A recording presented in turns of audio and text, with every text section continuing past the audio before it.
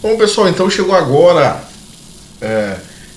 o momento de falar sobre o Shigetaro Morikubo, Doctor in Chiropractic, esse japonês que nasceu em Tóquio, né, e filho de família aristocrata japonesa, então acabou se mudando para os Estados Unidos e lá, então, já, digamos, radicado nos Estados Unidos, já tinha uma veia filosófica, teve educação budista quando criança no Japão, né? E nos primeiros anos já nos Estados Unidos ele já escrevia artigos na filosofia, etc, né? Então ele teve um problema porque praticava artes marciais e acabou se aproximando da osteopatia, né? E após se aproximar da osteopatia passou subitamente conhecer a quiropraxia e se corresponder com a família Palmer, com o D.D. Palmer, e então essa aproximação fez com que ele optasse pela quiropraxia na época e não pela osteopatia do Andrew Taylor Still. Então o Shigetaro Morikubo, né, ele já tinha uma veia filosófica, isso, né, atraiu bastante o Shigetaro, essa faceta filosófica dele junto à quiropraxia. Se aproximou, então ficou bastante amigo do D.D. Palmer, e até mesmo no momento onde D.D. Palmer foi preso por exercício ilegal da medicina, ele escreveu vários artigos, né? Entre esses artigos ele escreveu um artigo, né, com o título São Realmente os Americanos Livres, né? Fazendo menção à situação que o Old Dead Chiro Fountainhead Chiropractic, o D.D. Palmer, estava passando por estar preso, no caso, por exercício ilegal da medicina. Vocês sabiam que naquela época a quiropraxia, a manipulação, né, o ajuste, né, digamos, era próprio da quiropraxia, com certeza. A terminologia do ajuste era própria do que da quiropraxia. Mas existia também a osteopatia, que era uma terapia manipulativa, né, que é uma terapia manipulativa, que ela havia sido apropriada pela medicina, então existia muito conflito na época. Então o caso Shigetaro Morikubo, né, a personalidade do Shigetaro Morikubo, além de ter tido uma certa influência na Palmer, como um filósofo que deu algumas contribuições, chegou inclusive a dar algumas aulas para o BJ, depois que o D.D. Palmer se afastou da Palmer School of Chiropractic, depois que o D.D. Palmer vendeu sua parte da escola, da PSC, da Palmer School of Chiropractic, para o BJ, o Shigetaro, inclusive, ele chegou a dar algumas aulas para o BJ quando o BJ viajava, né, por aí pelo mundo com a Marblehead, né? Ele chegou a ter dar algumas aulas de filosofia na Palmer para o BJ.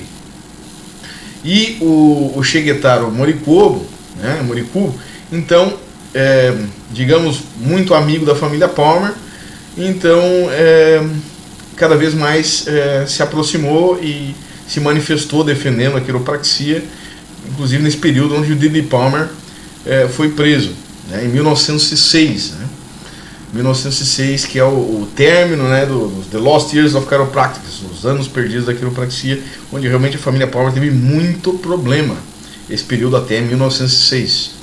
Então, o D.D. Palmer, ele, no mesmo ano onde o D.D. Palmer cumpriu sentença, né, foi preso, o Shigetaro Morikubo, ele foi para La Crosse, em Wisconsin, e montou um consultório lá.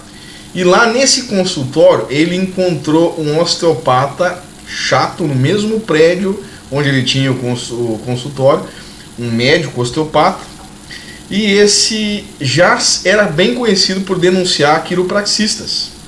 Então ele denunciou já em 1905, ele já havia denunciado quiropraxistas por exercício ilegal da medicina. E não foi diferente, né? Dessa vez então ele passou a denunciar o Shigetaro Morikubo, de também com a mesma acusação do D.D. Palmer de exercício ilegal da medicina. Então essa situação gerou o caso Morikubo, esse com divisor de águas na regulamentação, na legislação da quiropraxia, que, digamos, gerou uma jurisprudência a favor da quiropraxia, e foi um fato muito importante, então, para a quiropraxia, para a história da quiropraxia. Bom, então o Shigetaro Morikubo, ele foi julgado, e nesse julgamento em 1907, ele teria fornecido todo o material da época sobre a quiropraxia. Então, quando se fala todo, se entende que era todo, né? Então, incluindo em 1906 o livro Modernized Chiropractic. Esse livro que foi na realidade escrito pelos concorrentes da família Palmer, né? Que era na realidade o Solon Langworthy, Manora Paxson e Oakley Smith, né? Então, esse livro ele já dava uma boa base, né, sobre a diferença entre quiropraxia e osteopatia. Bom, alguns livros como Chiropractic Theories fala que esse livro claramente foi utilizado pelos advogados para a defesa do Shigetaro Morikubo, dando base, né, para essa defesa. Mas outros historiadores dizem que não tem evidência que ele tenha dado isso para os advogados. Mas então, na realidade, na minha opinião pessoal, é que sim, porque foi o primeiro livro da quiropraxia, e acredito que sim, tenha sido usado, já que ele deixava bem clara a diferença entre quiropraxia e osteopatia. Então, vamos considerar isso, né?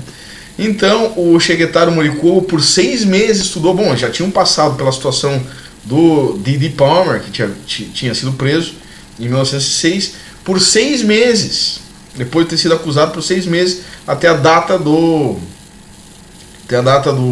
julgamento, ele planejou a sua defesa com o B.J. Palmer. O B.J. Palmer tira para cima, cai em pé, né? Ele é tão esperto. Então, é uma situação que foi bem planejada, e ele, com toda a documentação que apresentou, com seu discurso, já com uma base, né, de ter estudado budismo lá no Japão, uma boa base de filosofia, muito provavelmente filosofia taoísta, né, que é a filosofia praticada pelo budismo, que tinha muita semelhança, né, que tem muita semelhança, muitos pontos de semelhança com características do vitalismo, né, e podia-se entender que era uma pessoa bem letrada, bem versátil e sabia argumentar muito bem.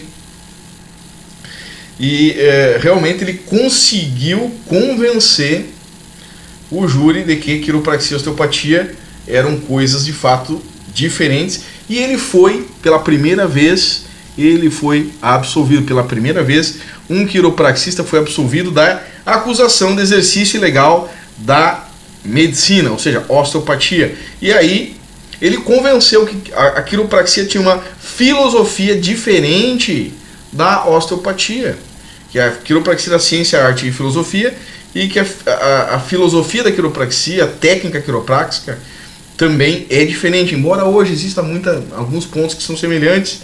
Naquela época, vários, né, a situação da osteopatia era a lei da artéria, a quiropraxia era entre aspas, né, nós dizemos lei do nervo, mas a primariedade na coluna vertebral, né, todos os fatores que, digamos, filosoficamente imperavam, né, diferenciavam a quiropraxia da osteopatia na época.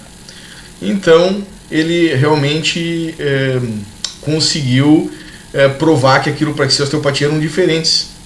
Destaco que ele mencionou, inclusive lá na época que ele se deparou com digamos, aquele osteopata médico osteopata que estava no mesmo prédio lá na cidade lá em Wisconsin, em La Crosse, né, em Wisconsin. Ele escreveu para o BJ, né, naquela época, vou ter encrenca, né, mais ou menos assim, vou ter encrenca, mas ele escreveu que, digamos, que como, né, os quiropraxistas tinham que passar por isso, de serem molestados por médicos e enfermeiros, e que se fossem covardes já teriam desistido, que a luta já teria perdido. Mas de fato os quiropraxistas americanos realmente tinham um sangue muito forte, né, na questão assim, eram guerreiros, tipo nós aqui no Rio Grande do Sul, ou pelo menos boa parte, tem essa tradição de ser guerreiro, de não desistir. Então, como não eram covardes, eles lutaram. E esses 6 meses de estudo, né, com o BJ para a defesa, com Bartlett, Joshua Palmer, e com os advogados, então levaram ele à vitória, e essa vitória foi fundamental para o desenvolvimento legal da quiropraxia, no aspecto jurídico, para, digamos, dar uma jurisprudência, uma base para outras acusações em outros estados. E mesmo após esse caso, muitos outros quiropraxistas foram presos, e até houve um movimento, né, de, digamos, go to jail for chiropractic, quer dizer, para cadeia por quiropraxia, e todos então incentivaram. Houve um movimento, inclusive na Califórnia, onde todos, digamos, mencionaram assim, ó, vamos para cadeia, não vamos pagar fiança, né, vamos pagar toda a sentença, não vamos pagar fiança, porque de fato é assim que nós vamos vencer esse processo. Mas de fato o Shigetaro Morikubo, o caso do Shigetaro Morikubo foi essencial, foi fundamental para que a quiropraxia tivesse a diferenciação entre osteopatia e quiropraxia nos aspectos filosóficos, também técnicos, muitos aspectos técnicos e legais. Então isso foi fundamental, esse desarrolo aí, esse desenvolvimento.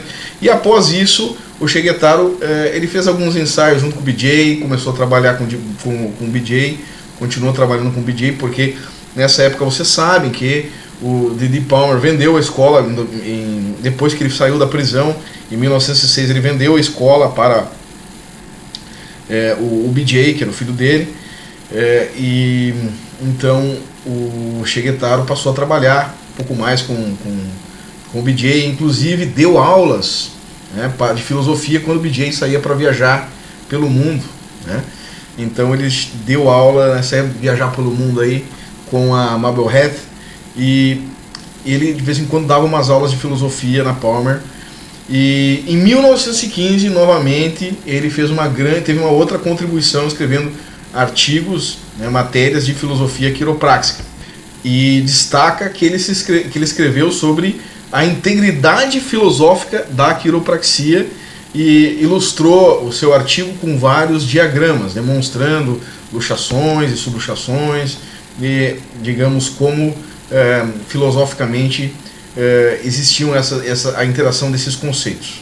Então, importante etapa da história da quiropraxia, é muito importante lembrar que houve o Shigetaro Morikubo, e que a partir daí, uma pergunta que muitas pessoas fazem pra gente nas aulas, em lives, qual é a diferença entre quiropraxia e osteopatia? Duas pessoas são importantes: Shigetaro Morikubo e, talvez mais importante que ele, o trio, né, vamos dizer o Solon Langworthy, mas que era um trio, né, que era o Oakley Smith, Solon Langworthy e Manora Paxson.